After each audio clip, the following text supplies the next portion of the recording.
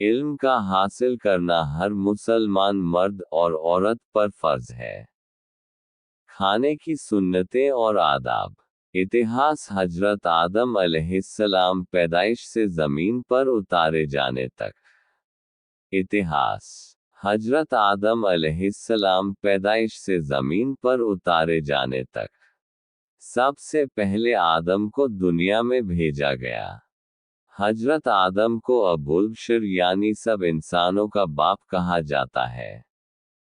دنیا میں جتنے بھی انسان شروع سے آخر تک آ چکے ہیں یا آئیں گے سب حضرت آدم کی ہی اولاد ہیں، اسی لیے انہیں آدمی کہا جاتا ہے۔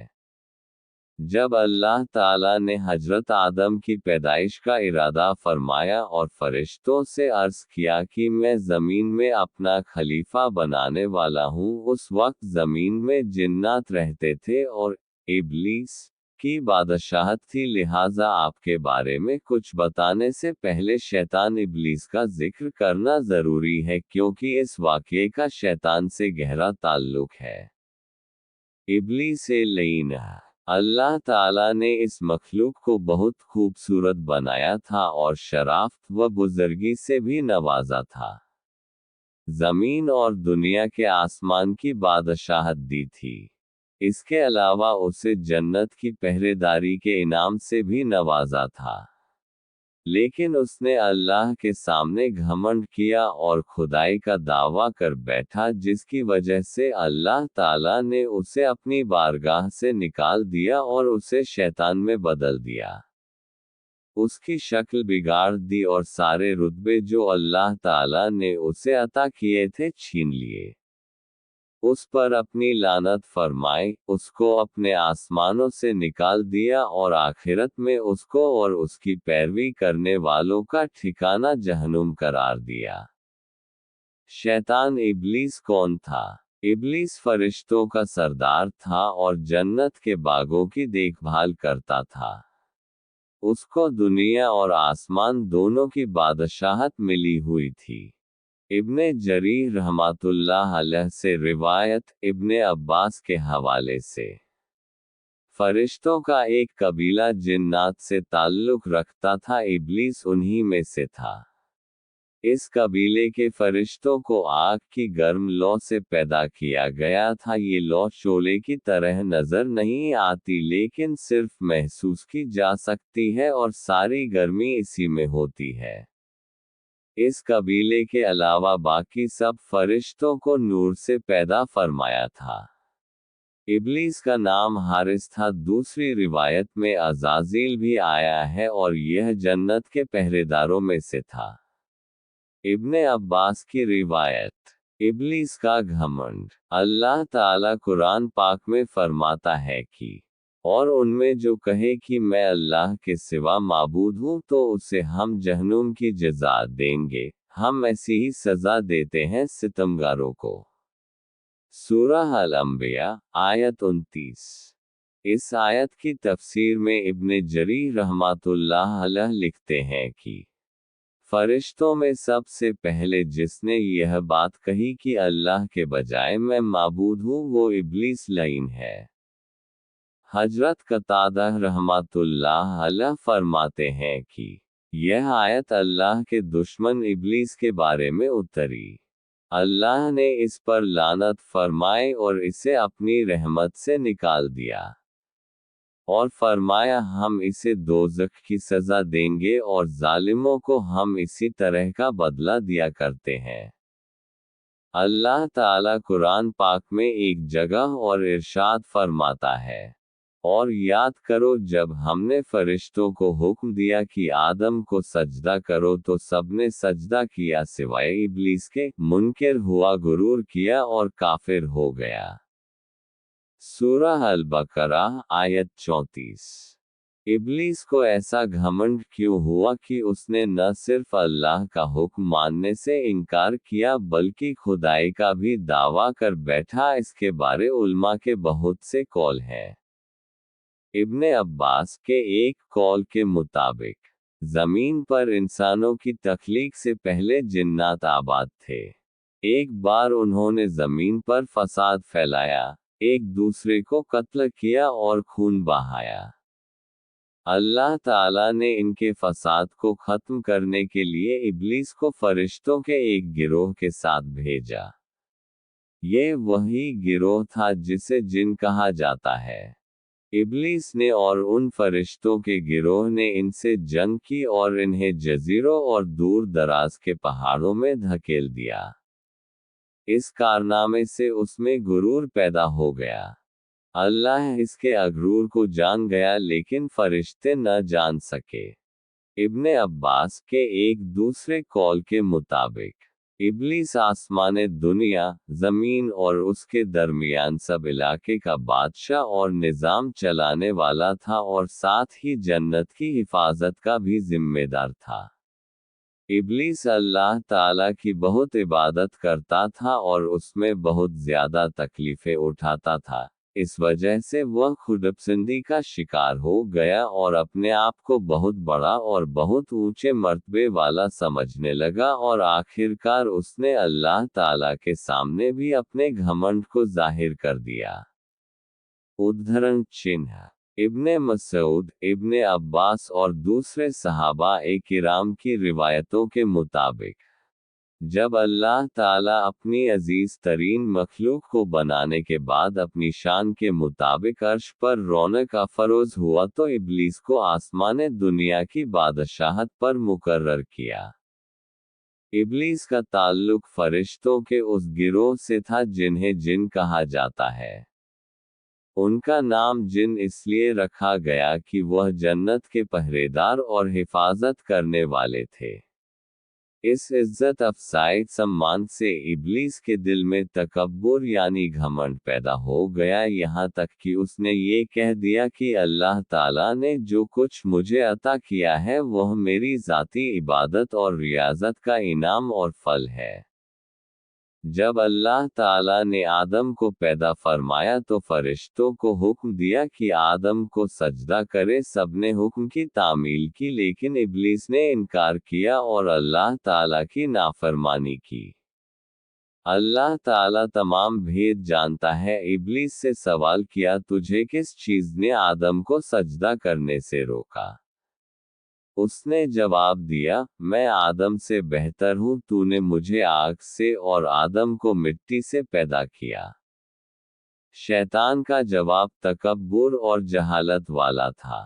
अल्लाह ताला इस पर गज़बनाक हुआ और रांदहे दरगाह कर दिया, यानी अपनी रहमत से निकाल दिया और लानत का तौक उसकी गर्दन में डाल दिया।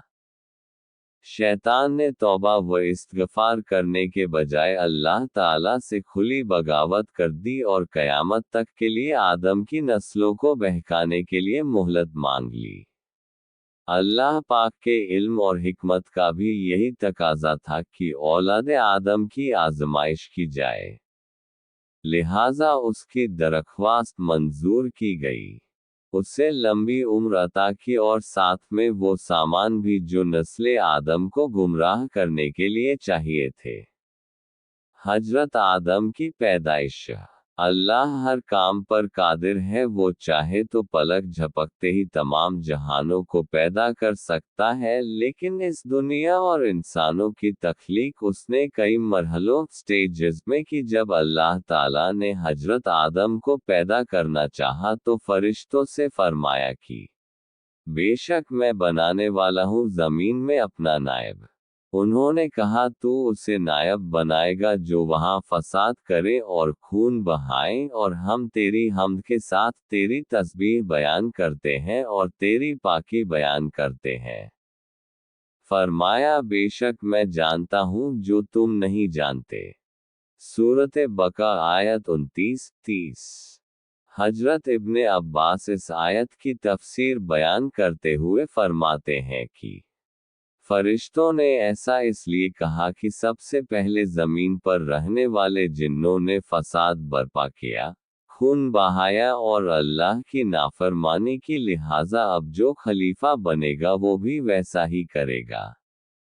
अल्लाह ताला ने फरमाया कि बेशक तुम नहीं जानते जो मैं जानता हूँ। ये बात याद रखनी चाहिए कि फरिश्तों का ये कहना एतराज़ के तौर पर नहीं था और न ही आदम और उनकी औलाद से हसद के तौर पर, क्योंकि कुरान मजीद के मुताबिक फरिश्ते वह बात नहीं कहते जिसको कहने या पूछने की उन्हें इजाज़त न हो। लिहाजा जब अल्लाह ताला ने आदम को बनाना चाहा तो फरमाया कि सारी ज़मीन से मिट्टी लाई जाए और आदम के लिए लेसेदार चिपकने वाली मिट्टी आसमान की तरफ बुलंद की गई। पहले ये मिट्टी गारे की शक्ल में थी, फिर इससे खमीर उठ गया। लिहाजा इस लेसेदार और चिपकने वाली मिट्टी से अल्लाह ताला ने आदम का पुतला अपने दस्ते कुदरत से बनाया। आदम को किस मिट्टी से बनाया गया? अबू मूसा अशरी से रिवायत है कि रसूलुल्लाह ने फरमाया कि अल्लाह ने आदम को एक मुट्ठी मिट्टी से पैदा फरमाया जिसको तमाम ज़मीन से लिया गया। इस तरह कई जगह की मिट्टी इस्तेमाल होने की वजह से इंसान अलग अलग रंग जैसे गोरे, काले या सांवले, अलग अलग आदतों जैसे खुश अखलाक, बदमिजाज और अलग खसलतों जैसे नेक व बद के होते हैं। इब्ने अब्बास से रिवायत है कि इंसान को 3 तरह की मिट्टी से पैदा किया गया। सलसाल, हमा, 3 लाजिब से मुराद बेहतरीन और उम्दा मिट्टी है। हमा से मुराद कीचड़ और सलसाल से मुराद ऐसी मिट्टी जिसे कूटकर बारीक किया गया हो, यानी ऐसी खुश्क जो खनखनाती हो। अल्लामा इब्ने कसीर लिखते हैं, अल्लाह ताला ने फरिश्तों को मिट्टी लाने का हुक्म दिया। वह मिट्टी आसमानों की तरफ ले जाई गई और लेसदार मिट्टी 3 लाजिब से आदम को बनाया गया, जो इससे पहले बदबूदार मिट्टी हमा की शक्ल में थी और इससे पहले वो खुश्क मिट्टी तुराब थी। जैसा कि कुरान मजीद में अल्लाह ताला फरमाता है कि हमने इंसान को सड़ी हुई मिट्टी के सूखे गारे से बनाया। उद्धरण चिन्ह सूरह अल-हिज्र आयत 26। गर्ज यह है कि अल्लाह ने आदम को अपने दस्ते कुदरत से बनाया। पहले मिट्टी को गारे में तब्दील किया, फिर इसको मिलाकर गूंधा गया। फिर आदम का पुतला बनाया गया और इसको 40 दिन तक इसी तरह रहने दिया। फरिश्ते इसे देखने के लिए आते थे। इब्लीस भी अपने पैर से इस पुतले को ठोकर मारता और कहता, मैं तुझ पर गालिब आ गया तो तुझे हलाक कर दूंगा, और अगर तू मेरा हाकिम बन गया तो मैं तेरी नाफरमानी करूंगा। जिस्म में रूह का दाखिल होना। अल्लाह ताला ने आदम का पुतला बनाया और इसको 40 दिन तक इसी तरह रहने दिया। जब वह मिट्टी बिना पकाए मजबूत हो गई और सूखकर ठीकरे की तरह आवाज करने लगी, और जब ये पुतला पक्का हो गया तो अल्लाह ताला ने इसमें रूह फूंकने का इरादा फरमाया। पुतले को फरिश्तों के सामने पेश करके फरमाया कि जब मैं इसमें रूह फूंक दूं तो तुम उसके सामने सजदे में गिर जाना। इब्ने मसूद, इब्ने अब्बास और दूसरे सहाबा-ए किराम की रिवायतों के मुताबिक अल्लाह ताला ने जब आदम के पुतले में रूह फूंकना चाही तो फरिश्तों से फरमाया कि जब मैं इसमें रूह फूंक दूं तो तुम उसके सामने सजदे में गिर जाना।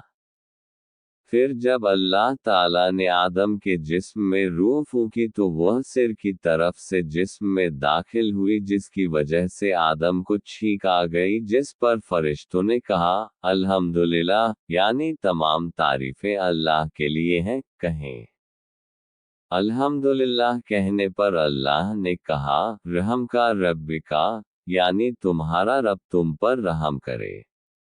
जब रूह आंखों में दाखिल हुई तो आदम ने जन्नत के फल और मेवों को देखा। पेट में पहुंची तो खाने की ख्वाहिश पैदा हुई और आदम पैरों और टांगों में रूह पहुंचने से पहले ही उन फलों और मेवों की तरफ कूद पड़े।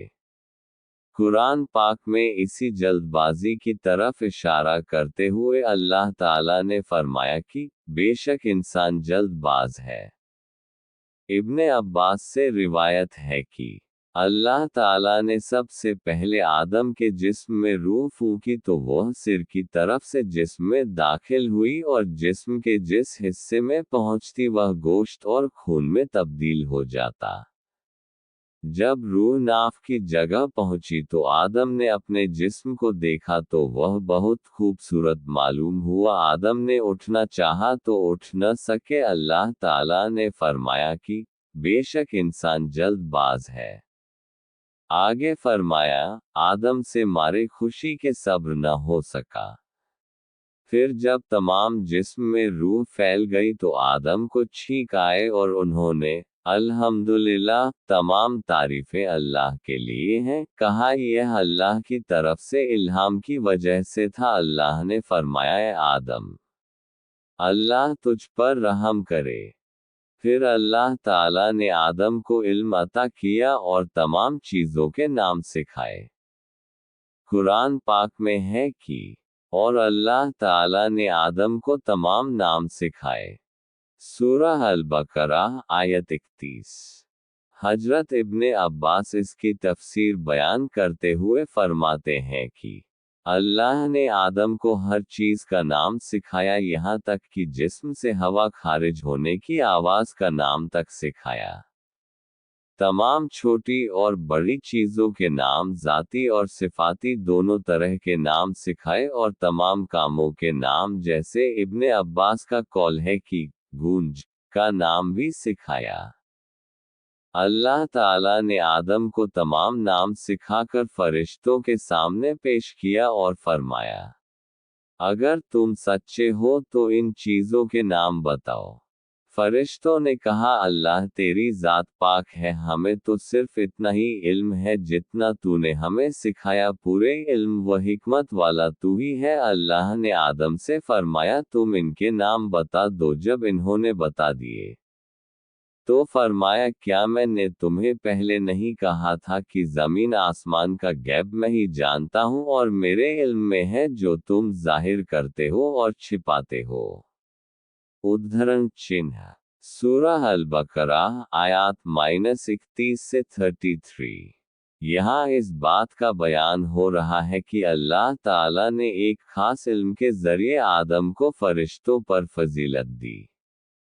ये वाक़या फरिश्तों के सजदा करने के बाद का है। अल्लाह ताला ने फिर इन चीज़ों को फरिश्तों के सामने पेश किया और फरमाया, अगर तुम अपने कौल में सच्चे हो तो इन चीज़ों के नाम बताओ। फरिश्तों ने ये सुनते ही अल्लाह ताला की बड़ाई, पाकीज़गी और अपने इल्म की कमी बयान की और कहा कि हमें तो ए खुदावंद, इतना ही इल्म है जितना तूने हमें दिया। तमाम चीज़ों को जानने वाला तो परवरदिगार तू ही है। फिर अल्लाह ताला आदम की तरफ मुतवज्जा हुआ और फरमाया, इन चीज़ों के नाम बता दो। आपने तमाम चीज़ों के नाम सही सही बता दिए। इस तरह आदम की बरतरी फरिश्तों पर जाहिर हो गई तो अल्लाह ताला ने फरमाया, देखो मैंने तुमसे पहले ही कहा था कि हर खुले और छिपे का जानने वाला मैं ही हूँ। मतलब ये कि इब्लीस के दिल में छिपे तकब्बुर और गुरूर को मैं ही जानता हूँ और फरिश्तों ने जान लिया कि आदम को इल्म व फज़ल के ज़रिए हम पर फजीलत और बरतरी दी गई है। हजरत हव्वा की पैदाइश। जब फरिश्तों के सामने इब्लीस का घमंड जाहिर हो गया और उसने घमंड और सरकशी पर कमर बांध ली तो अल्लाह ताला ने उस पर लानत फरमाए, आसमान और ज़मीन की हुकूमत उससे छीन ली और जन्नत की पहरेदारी से भी हटा दिया और फरमाया, तू मरदूद है, जन्नत से निकल जा, अब क़यामत तक के लिए तुझ पर लानत है। इसके बाद अल्लाह ने हजरत आदम को जन्नत में रहने का हुक्म फरमाया और इन पर ऊँग डाल दी, यानी उन पर नींद तारी हो गई। फिर इनकी बाईं पसली में से एक पसली लेकर हव्वा को पैदा फरमाया। आदम जब सोकर उठे तो अपने सिरहाने एक औरत को खड़ा देखा। उन्होंने पूछा, तुम कौन हो? कहा, एक औरत। फिर पूछा, किस लिए पैदा की गई हो? वो कहने लगी, ताकि तुम मुझसे सकून हासिल कर सको। जब फरिश्तों को खबर हुई तो वो इस औरत को देखने आए और कहा, आदम, इसका नाम क्या है? आदम ने जवाब दिया, हव्वा। इन्होंने फिर पूछा, ये नाम क्यों रखा? कहा, इसलिए कि यह हई, यानी जिंदा इंसान से पैदा की गई। इसके बाद अल्लाह ताला ने फरमाया, तुम और तुम्हारी बीवी जन्नत में रहो और जहां से चाहो खूब दिल खोलकर खाओ, लेकिन इस दरख्त के पास मत जाना कि हद से बढ़ने वालों में हो जाओगे। सूरह अल-बकरा, आयत 34 से 35। अल्लाह ताला ने हजरत आदम और हव्वा को जन्नत में ठिकाना अता फरमाया और उन्हें हर तरह की आज़ादी अता फरमाए सिवाय एक दरख्त के पास जाने के। उन्होंने अल्लाह के हुक्म के मुताबिक उस दरख्त के पास जाने से खुद को रोके रखा, फिर इनके दिल में शैतान ने वसवसा डाला और आखिरकार दोनों से वो खता हो गई जिससे अल्लाह ताला ने उन्हें मना फरमाया था। कुरान पाक में अल्लाह ताला ने इरशाद फरमाया, तो शैतान ने इन्हें इस दरख्त के जरिए फुसलाया और जहां वो रहते थे वहां से उन्हें अलग कर दिया और हमने फरमाया, तुम सब नीचे उतरो। सूरह अल-बकरा, आयत 36 से 37। अभी फल खाना ही शुरू ही किया था कि जन्नती लिबास उतर गया और वह दोनों पत्तों से अपना सतर ढांपने और शर्मिंदा होकर इधर उधर भागने लगे। अल्लाह ताला ने फरमाया, ए आदम, क्या मुझसे भागते हो? अर्ज़ किया, नहीं, ए मेरे रब, बल्कि तुझसे हया करता हूँ। अल्लाह का अताब नाजिल हुआ कि ए आदम, क्या मैंने तुमसे उस दरख्त के पास जाने से मना नहीं किया था? क्या मैंने तुम्हें खबरदार नहीं किया था कि शैतान तुम्हारा खुला दुश्मन है? हजरत आदम फौरन अपनी गलती का एहसास करते हुए सजदे में गिर गए और नदामत से अर्ज करने लगे, ऐ परवरदिगार, हमने अपनी जानों पर जुल्म किया और अगर आपने अपने फजल व करम से हमें माफ़ न फरमाया और हम पर रहम न फरमाया तो हम खसारा नुकसान उठाने वाले हो जाएंगे। सूरह अल-अराफ, आयत -23। अल्लाह ताला जो सब के दिलों के हाल जानता है, वो हजरत आदम के दिल की कैफियत को अच्छी तरह जानता था। उसने आपको माफ़ फरमा दिया, लेकिन अल्लाह को आइंदा के लिए दुनिया को आबाद करना था और नस्ले इंसानी को बढ़ाना था, इसलिए अल्लाह ताला ने हजरत आदम और हव्वा को हुक्म दिया कि तुम ज़मीन पर उतर जाओ और वहीं पर रहो और यह बात हमेशा याद रखो कि शैतान तुम्हारा खुला दुश्मन है। खाने की सुन्नतें और आदाब। हजरत इदरीस अलैहिस्सलाम, हजरत शीस अलैहिस्सलाम। पॉपुलर, गुस्ल करने का सुन्नत तरीका। पांचों वक्त की नमाज में पढ़े जाने वाले फर्ज, सुन्नत और नफल। हजरत आदम अलैहिस्सलाम पैदाइश से ज़मीन पर उतारे जाने तक। हजरत आदम ज़मीन पर उतारे जाने के बाद के वाक़ियात।